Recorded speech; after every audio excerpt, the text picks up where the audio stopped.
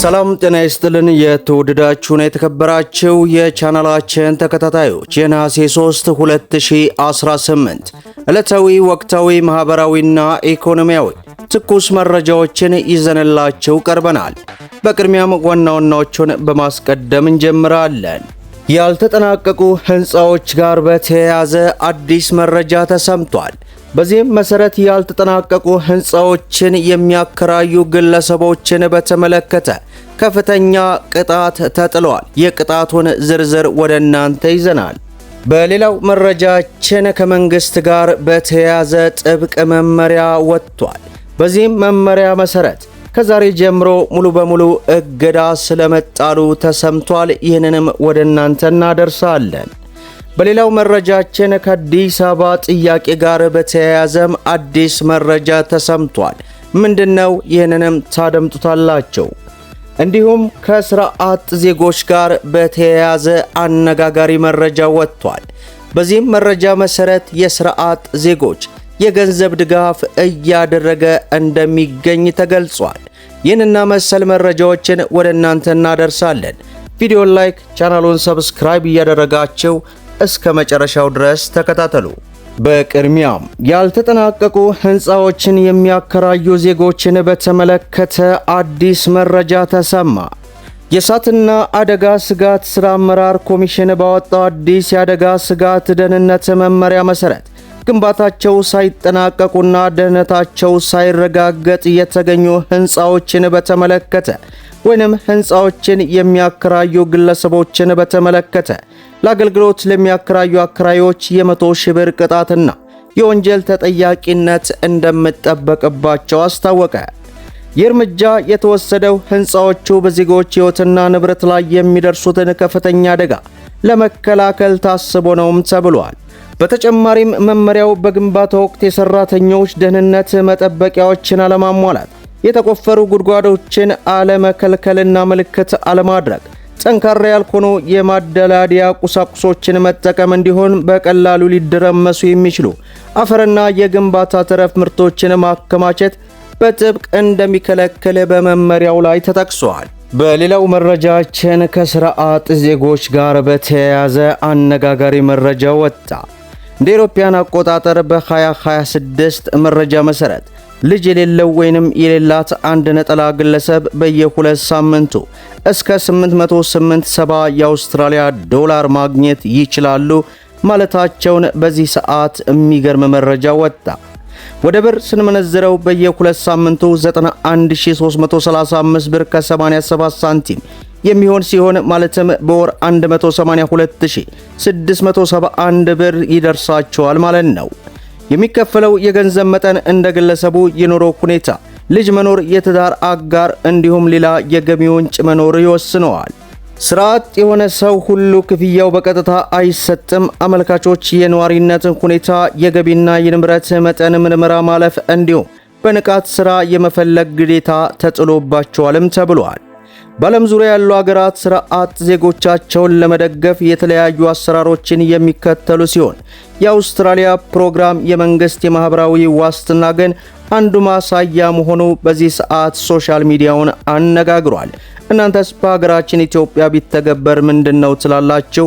ሐሳባችሁን አስቀምጡ። ወደ ቀጣዩ መረጃ እናምራ። በሌላው መረጃችን ከአዲስ አበባ ጋር በተያያዘ አዲስ መረጃ ወጣ።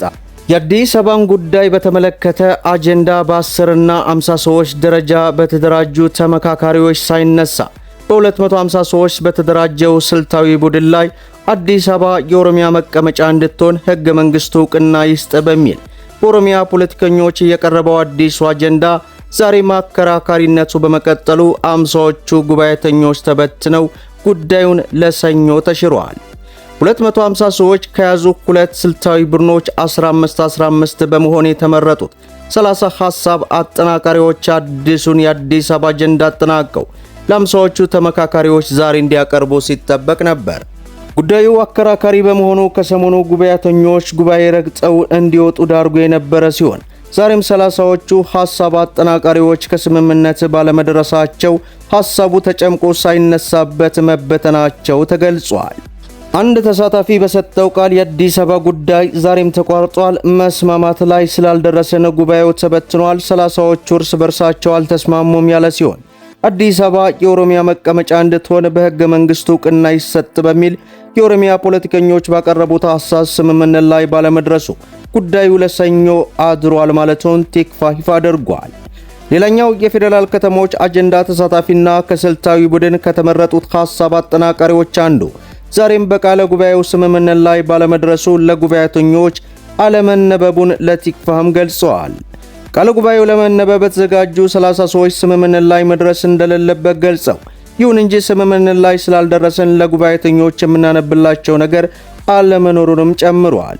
ኮሚሽኑ ባዘጋጀው የውሳኔ አሰጣጥ መመሪያ መሰረት 75% ድምጽ ያገኘ ሐሳብ የሚጸድቅ ሲሆን ከዚህ በታች የሆነው ደግሞ 70% እንዲያገኝ በተመረጡ 336 የክልል ምክር ቤት ተወካዮች እንደገና ይታያልም ተብሏል።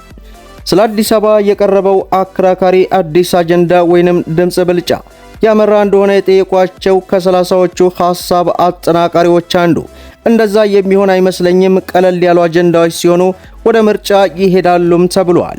በሌላ በኩል በዚህ አዲስ አበባ ጉዳይ ብዙ አስማሚ ነገር ላይ ስላልደረሰን ይህንን አጀንዳ ብናቆመው ይሻላል የሚል ምክረ ሐሳብም መቀመጡን በዚህ ሰዓት ቲክቫህ አስነብቦናል። በሌላው መረጃችን መንግስት ከዛሬ ጀምሮ ሙሉ በሙሉ ክልከላ ማድረጉን አስታወቀ።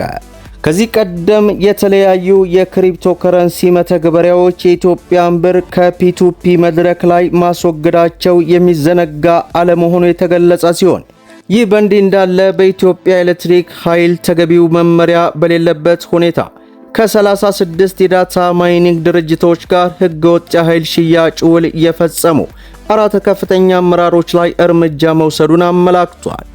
በሌላ በኩል በህገወጥ የገንዘብ ዝውውር በሐዋላና በጥቁር ገበያ ተሳታፊ የሆኑ 169 ኢትዮጵያንና የውጭ ሀገር ዜጎች በህግ ተጠያቂ እንዲሆን መደረጉንም አውስተዋል። በተጨማሪም በተደራጀ መንገድ ከንግድ ባንክ ደንበኞች አካውንት ላይ በማጭበርበር ገንዘብ የወሰዱ 36 ግለሰቦች በቁጥጥር ስር ውለው የባንክ ሂሳባቸው እንዲታገድም ተደርጓል። በዚህም ምክንያት መንግስት ከዛሬ ጀምሮ 7 የክሪፕቶ ከረንሲ መተግበሪያዎች በአገር ውስጥ እንዳይሰሩ ሙሉ በሙሉ መታገዳቸውን ይፋ ማድረጉን ቲክቫህ ኢትዮጵያ በዘገባው ላይ አስነብቦናል። መደመጥ ያለባቸው ወሳኝና አነጋጋሪ የሆኑ መረጃዎችን ይመስላሉ። ቪዲዮውን ላይክ ሼር እያደረጋችሁ ለበርካታ እህት ወንድሞች እንዲደርስ አድርጉ። ለቻናላችን አዲስ ከሆናችሁ ሰብስክራይብ በማድረግ እንዲሁም በየዕለቱ የሚለቀቀው መረጃ እንዲደርሳችሁ የኖቲፊኬሽን ማብራታችሁን አትዘንጉ እያልኩኝ ለዛሬ ያስኩላችሁ መረጃ ይመስላል። እስከ ፍጻሜው ድረስ አብራችሁን ስለቆያችሁ ልባዊ ምስጋናችን የሰጠን። በሌላ ቪዲዮ እስከምንገናኝ ወሰላሙ አለይኩም ወራህመቱላሂ ወበረካቱ።